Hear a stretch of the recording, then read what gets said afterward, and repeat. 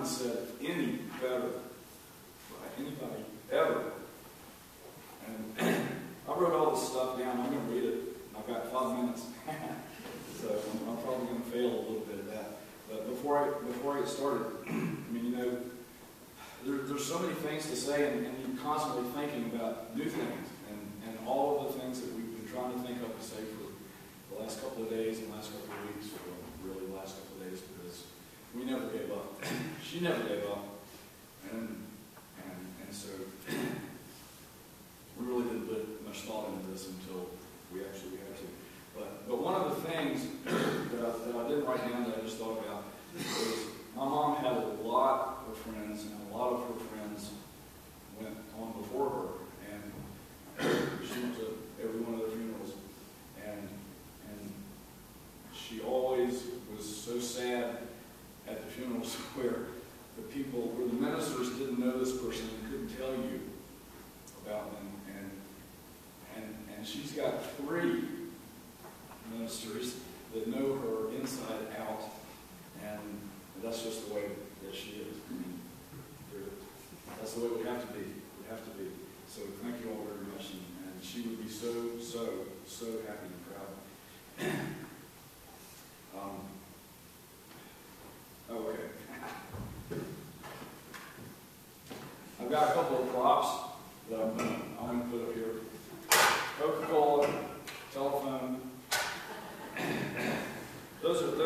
That says she would be happy if she had those 2 things. So I want to start out by saying I love my mother. Everybody loves my mom, and I don't mind sharing her with everybody because she's got more than enough love for everybody in the entire world. I always planned to speak at her funeral service, and so here I am, and I'll do the best that I can. And I'm just glad I'm here. I'll try to get through it. I want to kind of give a title to this, and it's called "The Little Things Are the Big Things." And with her, there were so many little things. I mean, and all of those little things made this huge, enormous, wonderful person. So, like starting with the Coca-Cola and with the phone, there were 2 main props. If she had those 2 things, she was usually going to be happy. Of course, my dad had to be there or somewhere around, or it was all meaningless. So I'll start by saying that. All these other things are predicated upon that. There were so many little things that she loved. I realized I'm trying to decide for the last 2 days of what to say, talking to everybody, that we'll never be able to name them all. So if I miss something, you know it, just go ahead and shout it out. Cokes, telephones, the gold slippers. I mean, a lot of you guys that know us, and especially the ones that have been to see her, a lot of this went on in the room, as well as other times in her life. But her gold slippers, her patent leather shoes, her nickname, Big Red. Marbles, Cafe Francais. Peaches from Betty's co-worker, Craig. I don't know how that ever got started, but that became a big thing in our family. It's just a saying that everybody knew, and everybody knew what that meant. Entering contests everywhere, and I almost always win. And sometimes she would put our name on the entrance. And so we get these calls from people saying we won stuff that we didn't know anything about. And I got a call one time from Bellis, and I didn't return it because I thought it was just a crank call. He kept calling, he kept calling. Found out my mother had entered my name in a drawing to win tickets to the U.S. Open. And of course I won. I got to go for a week at Miners. And that was after I had told him a couple of times, "Don't call me back." She liked to hide her valuables, especially her jewelry. And then when she did it, she could never find it again. Until Janet, my sister, would go over about a year later and look through everything, and then she'd find it. Let's see. These are just like stream of consciousness words, but they all are so meaningful to our family. White Bluff, Tennessee, which is where she was from. Hartwell, Georgia, which is where my dad was from. Walking on the beach at 6 o'clock in the morning, and she just wanted us to get up and go with her, and we could do it. She could go out and walk and walk. Spaghetti, lemon pie, chocolate pie, pineapple upside down cake, coconut cake. Now, we thought for sure she was going to make it a little bit longer because Gus had made her promise that she would make him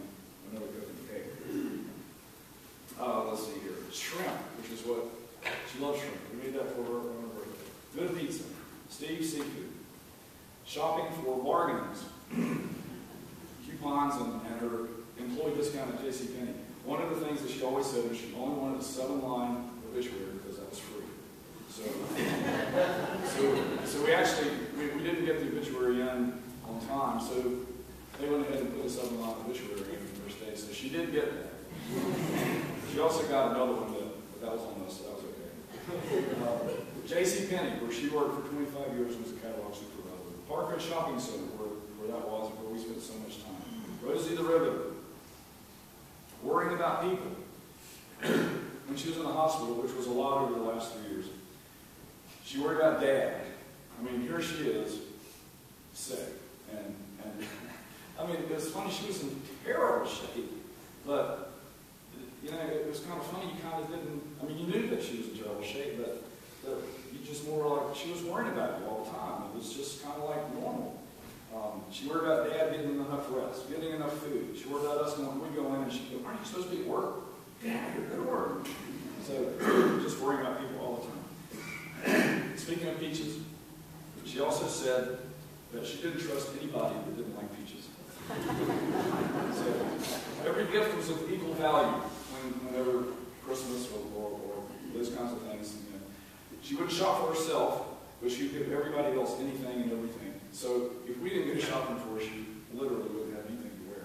Oil belay. In later years, a couple of other words that came into our lexicon were prednisone and tussin. I mean, if a doctor would prescribe her prednisone, then her estimation, he was a good doctor.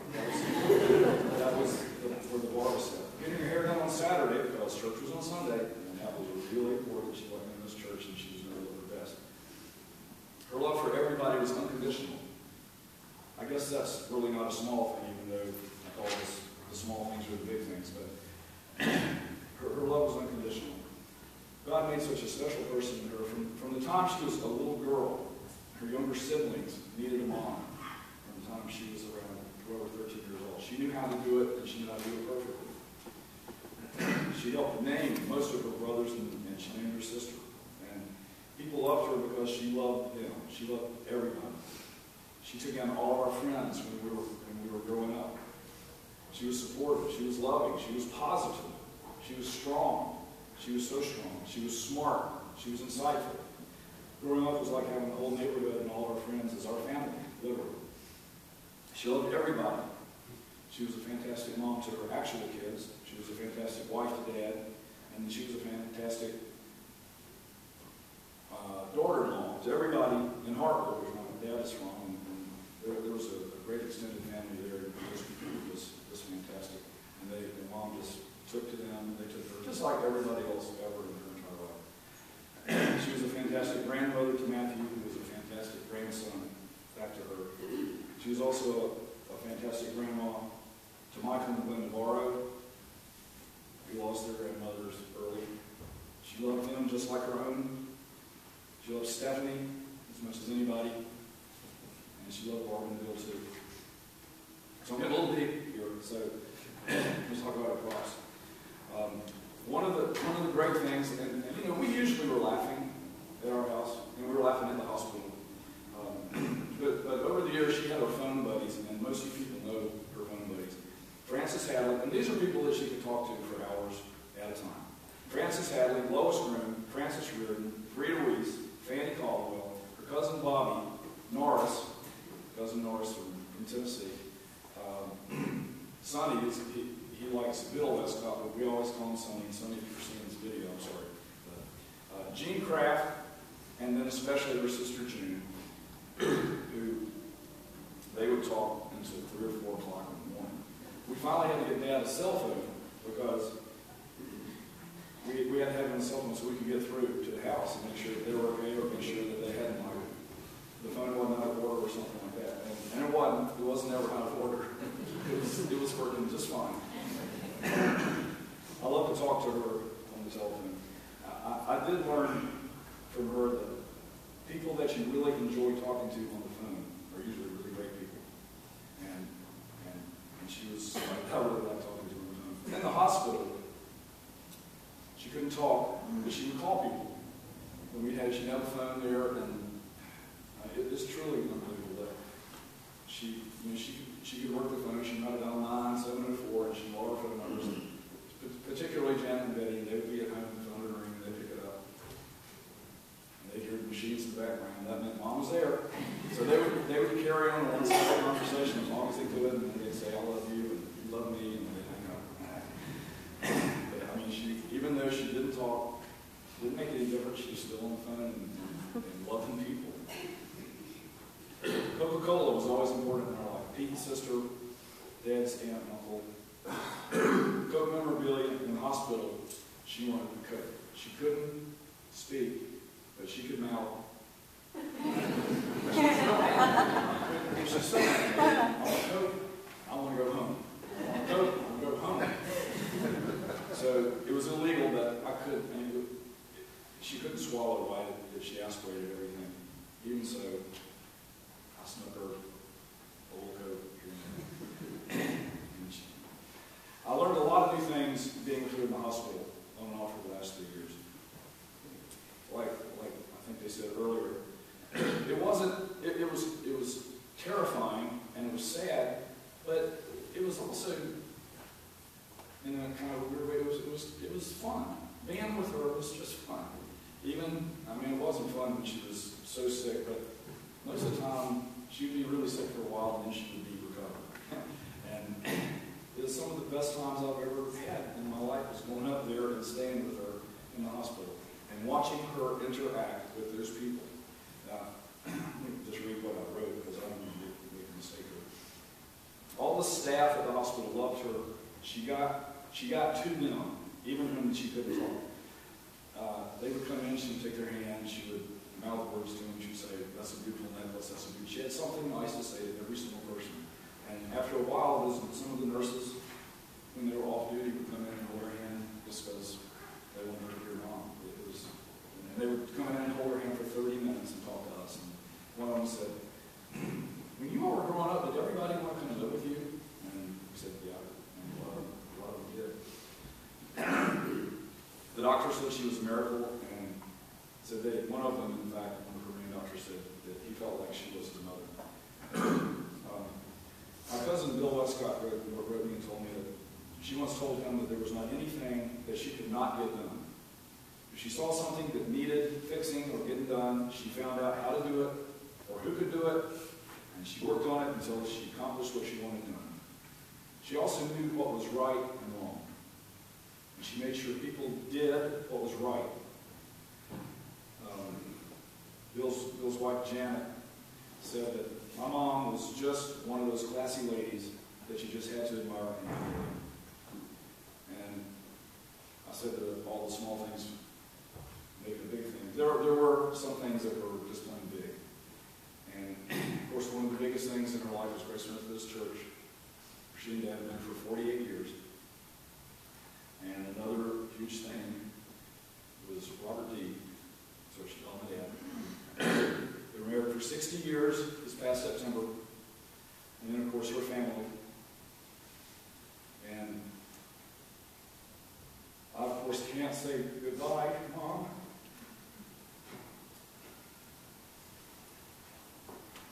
Okay. I know you're still here.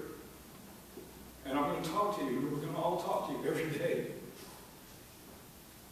And I hope maybe you'll answer us. I think you will. I'm going to pick up the phone. I'm going to want to call you.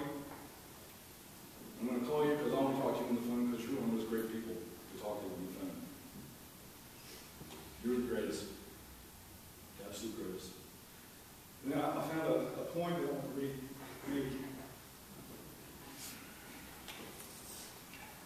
My mother kept a garden.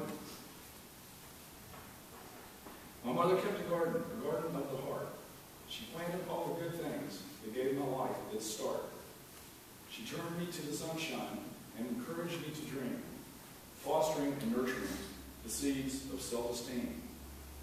And when the winds and rain came, she protected me enough, but not too much, because she knew I'd need to stand up strong and tough. Her constant good example always taught me right from wrong, markers for my pathway that will last a lifetime long. I am my mother's garden. I am her legacy.